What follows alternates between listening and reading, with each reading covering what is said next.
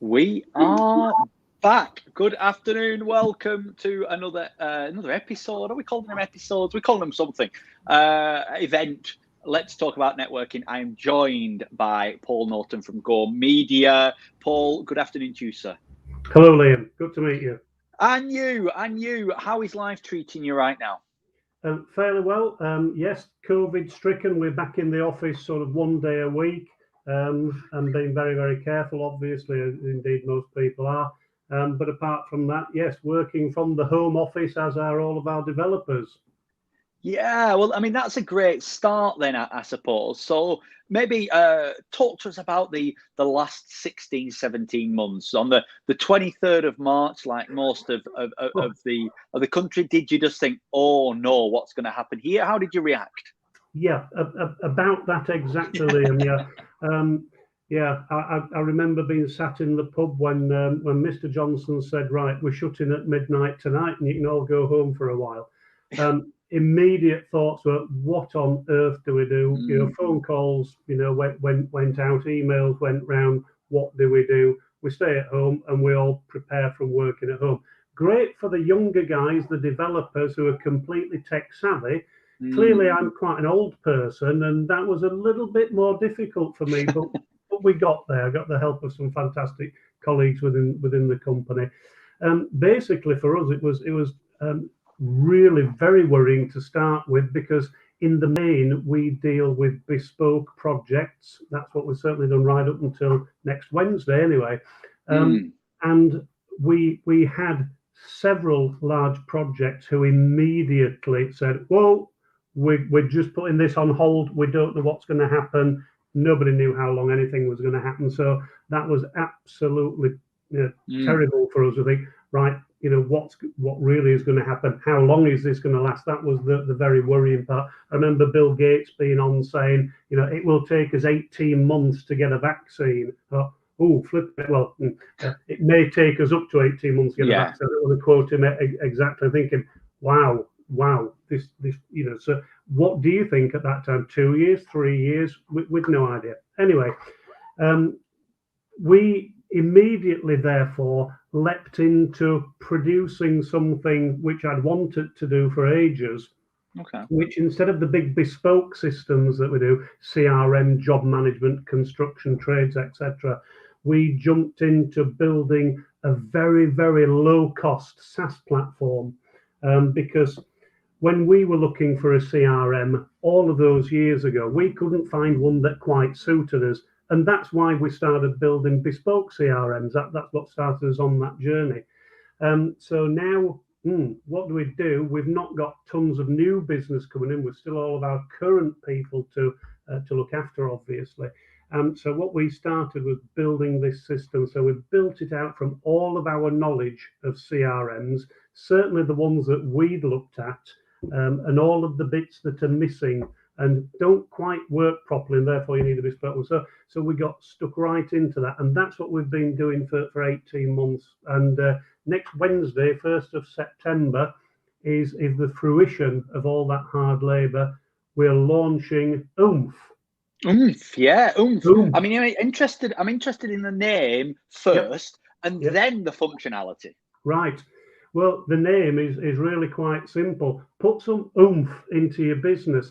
And the simplicity of the thing is it has to be simple to use. Anybody has to be able to use this. And whilst the complexity of the system is complex, it's really easy from the front end. And it had to be like that because they used me to test these things out on. And interesting. I'm a bad old user. Said that word again, haven't I? So all the experience of functionality required into Oomph. But really, what is it all about? It's about putting business owners back in charge of their lives. We all hear this, every week at BNI. Work on your business, not in your business. Well, how do you do that? Automate everything you possibly can. Yeah. If you can automate it, it's not going to go wrong. You're not going to get mistakes. You're not going to forget things. And we've got some really brilliant bits of automation. Turn a quote straight out to your client. The client clicks on accept button, and it tells your system is accepted the quote. So you're not chasing people. And there's lots of functionality like that throughout the system. Clearly, I get very passionate about it. No, that's great. It's been your baby for a long time. Who does the system most suit? As in industry type, or is it plainly it could work for any industry? Yeah, great question. Initially, a CRM system should be able to work for most industries. We've certainly aimed the core of the system at almost anyone. And what that does is it takes care of everything for your communications with your customer, everything that you want to put in about your customer. It integrates with 365 or Gmail, so it brings all of your mails in without touching anything. So you've got every record of every communication, so long as you put your phone calls in. Client sends you documentation, you can upload the documentation against the note, all of that good stuff. It's everything in one place. But who does it suit on top of that? Well, that's the future for this. So whilst we're talking about what's happened in the past, because of our experience with mainly constructions, trades, etc., whilst the core system is for everybody, we've now got bolt-ons for construction industry, plumbers, electricians specifically. So all of the things that those trades need very specifically are in those bolt-on modules for them. So we can have a very, very simple business using it, or we can have job management where they have to use an app, etc. But we're still keeping the price ridiculously low to have mass appeal to every entry level and small business. If we can get people using CRM and automating, then they can get their lives back. Sometimes it's a little bit like pushing water uphill, asking somebody, look, please take some time out to invest in this, and then you will save tons of time in the future. If we can get new startups on this system, if they start in the right vein, then they'll be great. We've had over the years so many people coming to us saying, oh, I wish I'd have done this years ago. I'm in such a mess. I've got spreadsheets all over the place. We've developed an absolutely wonderful import feature. So if people can export all of the data, we've got a simple Excel spreadsheet that people can input the data into, or just adjust the columns, and it brings all of the customer information straight in. There's some pretty advanced stuff within that. Challenging question. What have you learned in the development of Oomph? That one size does not fit all. But we already knew that. But by gum, has that lesson come back and come back and come back? So whilst we've been talking to our ambassadors, they have been saying, but we need a field for this, and we need a field for this, and we need a field for that. How many fields have you got which are self-configurable? And luckily that was at a fairly early stage. So I said, yeah, I really get it. Not everybody wants to have male and female or an age field, etc. And this has always been the challenge. So we've now got unlimited custom fields for the top level. But we've got lots of custom fields, even in at the early level. So it's not precluding anyone, because some CRMs only give you, a couple of custom fields. That plainly isn't enough from all the people that we've spoken to during the research. So you woke up one morning and went, do you know what? I want to be involved in custom built CRMs. I mean, what's your journey been like to this point then, from way back college times? Yeah, well, college, blimey, that is a long time ago. at my level back at school, when they had the old what the heck's a GCSE? We had O levels and A levels. So at my level, you were thrown out into banking, law, or accountancy. I went for one interview and I got my job at the accountants, the local accountants, Revel Ward, down King Street. And I started off by being an accountant, and that was looking after small businesses, incomplete records, where people brought you in a box of receipts and a simplex VAT book. All the accountants Simplex D. will Yeah, understand that. Yeah, but right from that early stage, I understood return on investment, and return on investment has stuck with me throughout my entire career. When I went into sales, became a sales manager further on down the line, and a business owner. Return on investment has always been it, and that's something that with every system that we build, we can prove return on our investment before we even strike a key. And that's what again comes through in Oomph. And return on investment as far as BNI is concerned, Please. wow, I can't half prove that one. Yeah, absolutely. Yeah. So I mean that's a great introduction then, because I'd like to touch on your journey. What does that journey look like from when you were maybe how you were first invited down to a meeting to today? Yeah. Well, my BNI journey started in 2000. So one of the very, very first meetings at the David Lloyd Centre in Leeds. Yeah. And it was all very much cloak and dagger. I can introduce you to some more business people, and we're all like-minded, wanting to refer business to each other. What's networking is Yeah. what came from me at that time. And off I went to this meeting, and very, very quickly I got it. If you stick to the rules and play as you're being told, not necessarily how you want to do it, but stick to the game rules, and it will work for you. In the first 6 months, we got one piece of business that has paid for BNI for 20 years, and here am I later. All right, it was a little bit less expensive then than it was now, but inflation has its part to play, of course. And it's been like that ever since. Yeah, I've taken a couple of years out. At one point as I moved companies, but it's really, really worked. I think the big lesson for me was several years ago when we did a favour for someone who was a BNI colleague that we built websites for, but it was the employee of this person. I'm not going to name names, and it's a very long story, so I'll cut it very short. In that we gave him some help, and it really, really, really helped him personally. Right. Many years later, I got a phone call. Hello, do you remember me? I'm now at this company and we're in a bit of a pickle, and I'd really like you to help us as a company.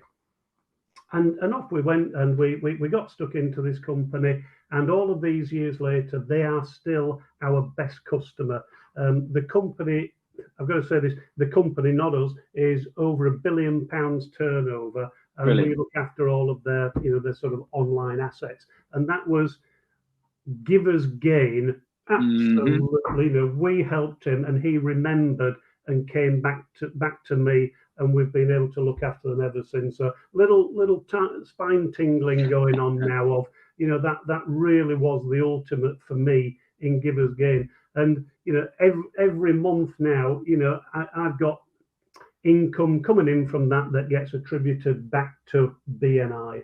And yes, within Oomph, you can track where your referrals came down 2 levels. So I can track that company had come from BNI and from that person. So Scott, I mean, let's talk a little bit then about your group, your team. Name them. Who's your chapter, as we call them? Phenomenal chapter. It is Terriers in Huddersfield. So we're in South Pennines. We've got 35 members currently. We've got a few new members on in COVID, as you do. You lose a few members, but we are now back in live meetings. We had our third back in the room meeting. Again, it's a little bit COVID spaced, and we've still got 1 or 2 members who are actually virtually joining us. Our chapter director, Dean, joined us from his holiday in his shorts yesterday morning from I think he's in Tenerife or somewhere like that. But that was really, really good. Again, we've got a great standing team for when when the leadership team aren't there. But a phenomenal group. Yeah, we all get on very, very well together and very supportive. What advice would you give then to somebody watching this? They've come through COVID successfully. They've survived. They're looking to expand their business. What's your advice to them about growing their business through relationships? Yeah, absolutely. Is keep a track of everything that you do. Use a good CRM, but join BNI. Again, there's a lot of bad press about BNI, usually from people who can't get up in the morning or don't want to stick to the rules. Whether you like it or not, if you stick to the rules, we all had to go to school and we all had to do what we were told at school because it was good for you. Well, that's subjective. I didn't like school, but the networking part of BNI and the one-to-ones that you must do to constantly update each other. Do a one-to-one every week. Absolutely fit it in. Make it as part of your BNI day. If your BNI starts on a Wednesday at the meeting at 6:45, be there before 6:30 and do some open networking if you can. And you should do that even if you're online with Zoom. It's great when you got half a dozen people arriving. You can have a chat with them before you formally put into breakout rooms. Absolutely lovely. To extend your network, where you're allowed to offer yourself as a substitute. I substituted at another group last week. It extended my network and it brought me many more connections than I expected, for sure. So it is following the rules. Yeah, absolutely. Follow the rules. Be there early. Do what you say you're going to do, and keep inviting visitors. Keep inviting visitors. Visitors are the lifeblood. The more people in that room, the more you extend your network. Love that. So going back to Go Media, what does an ideal client look like? They drop on you get a phone call, they say, hello, this is me, and you go, do you know what? This is absolutely perfect for us. What does that person or that company look like? Right. Okay. Well, we had one of those the other week. The other side that we haven't mentioned is we do systems for sports clubs. So we've got ticketing systems, we've got video subscription systems for the fans, and we've got an FRM, a fans relationship management system that feeds into all that. Takes all of the information about one fan from e-commerce, video, ticketing, so you know about that fan. You can segment your data and then get out to them. So we currently deal with most of the Super League clubs in Yorkshire at the moment, one over the Pennines in near Manchester, shall we say, and then we deal with some first division clubs, rugby clubs, etc. We got a great inquiry the other day saying, right, we're going back into our motor racing now, and we've got to do online ticketing. So what we really would love are more motor racing circuits to come to us, music venues for the ticketing solution that we've already got, and it's proved, as I say, within the Super League. So whilst the CRM systems are fantastic for the big construction companies that we deal with, the thing that excites me is the sports stuff as well as helping the new startups, the small businesses. The sports clubs are. I've got some rugby union stuff behind me, which I've been a great fan of for many years. So yeah, sports is can't do it. Like to watch it, but to watch people that we are actually doing the tickets for, it's absolutely wonderful. Yeah. I bet. So a couple of kind of final questions then. One about terriers, and there is always more business in the room for people who aren't sat in the room. So what are them categories? What are them professions that terriers are saying, actually, we've got business waiting for them? And second of all, where can people go to find more about Oomph and Go Media? Yeah, sure. From the business point of view, within terriers, we haven't had a landscaping company or general builder for a very long time. So if there are any gardeners out there that are coming to the end of summer and wondering, what's going to happen next, we've got plenty of lawns to cut, and we know lots of people, and our extended network know lots of people who can be doing the tree maintenance. So we need one of those and a general builder. We've got an amazing trades team, but without a general builder, they pass absolutely tons of business. So the builder who isn't in the room is really missing out on substantial amounts of work there. Answer to your second question, where do we find out about Oomph? That's one of those www things, .oomph, OOMPH, .systems, just as it sounds. So yeah, we're allowed to do these strange extension things these days, aren't we, instead of .co.uk. So yeah, oomph.systems, and you'll find everything about the system up there, and it will currently say coming soon. The official launch is midnight, Tuesday, 31st of August. Are there 31 days in August? Yeah. There are, yes. That's all right then. So that does mean that we will be live on Wednesday, the 1st of September, when I'll be at a BNI meeting. Well, you will. I've read I've had advance notice of the press release, and it looks really, really good. Lots of PR, I'm sure, going on around that, Paul. Talking of comments and PR, one Facebook user has said, "I'm surprised you managed to find the unmute, Paul, with how tech savvy you are." That is absolutely amazing. Yeah, that's somebody from our chapter, undoubtedly, because I lost so much of my 65/45 seconds through not being able to find the unmute button. Yeah, so whoever that is, fantastic. Well done. That's made me giggle. Yeah. Great. Paul, it's been an absolute pleasure. Have a wonderful, wonderful time. Have a great couple of last quarters of the year. And yeah, all the best. And I'll be seeing you at a meeting very soon. Absolutely. Thank you very much for your time, Liam. It's been good. Cheers. Have a good day. See you soon. Bye, everybody. Bye.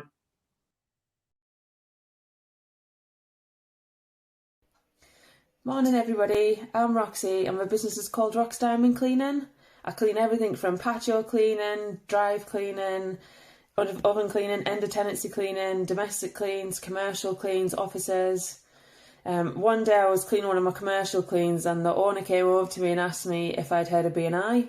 I said I had, but I wasn't really sure about it. He said, "Oh, just come down for a meeting and just see what you think." So I thought, well, I'll just go and have a look. So I went and had a look, and everyone was, they were so lovely. I was dead nervous before I went. Everyone made us feel like dead comfortable. But then I got told the joining fee, and I was like, oh, it's quite expensive. So anyway, I went for a second visit just because I was generally liked everybody, and I liked the business. Everyone was having a joke and a laugh. But then when the meeting came to it, everyone was like really serious about the business, and like they're all like quite successful as well. So it's like nice to be around like-minded people, and I just thought it gives you a little buzz in the morning after you've been on Thursday morning, you're like ready for work, like, okay, we're ready now. So yeah, I went for a second meeting, and then lockdown happened, and I thought, right, I'm not joining now, am I? Like, I'll be a bit silly to join, because obviously I'm going to pay all that money up front. I've not got any work at the minute. How am I going to pass people who I don't know work, and how are they going to pass me work? The BNI leaders, they said it takes roughly 6 months to get some business back from BNI, but then obviously you get loads of business because that's how long it takes to get people to get to know you and trust you. Which I thought, well, maybe it's going to be 7 or 8 months. Anyway, I'm so pleased I changed my mind and I did join in lockdown. So I think I was like the first person to join in lockdown. So it was a bit weird because I was like doing all the meetings on virtual, and I didn't really know everybody as well. But honestly, 8 weeks later, I came on the BNI meeting. I was like, guys, my BNI's been paid for. Like, honestly, if it wasn't me saying this story, I would not be believing me. But honestly, I'm promising, I'm telling the truth. 8 weeks in lockdown, I'd met people like a couple of times, and my BNI being paid for. So I'm so thankful that I joined. Without BNI, I definitely for 2 or 3 weeks out of lockdown, I would have had literally no work. All my domestic cleans obviously had stopped because of lockdown, and I didn't have that as many commercial cleans. And with BNI, they give me loads of commercial jobs. It's been absolutely amazing, and I've also been able to pass them work as well, which I was so worried about because I didn't know them. But yeah, every day someone from Leaders, literally, they're on the phone to me just being like, "Hi Rox, how are you doing? What are you up to today?" Do you know, they've made a massive effort to involve me into the group, and I just feel like I've always been in the group. I'm just making this video really because if you're thinking about joining BNI and you're put off by the lockdown thing, please just go for it. Honestly, and if you break the joining fee down into the months, it's actually not very much. So you don't have to make a lot of jobs back to pay for it straight away. And honestly, I've had so much work from BNI. Honestly, it's the best thing I've done for my business. My goal in the next couple of years was to get a van and employ somebody so I could have 2 vans on the road. I'm going to be doing that next month, I think. So yeah, if your business, if you want to grow your business and you're dedicated, honestly, definitely join BNI.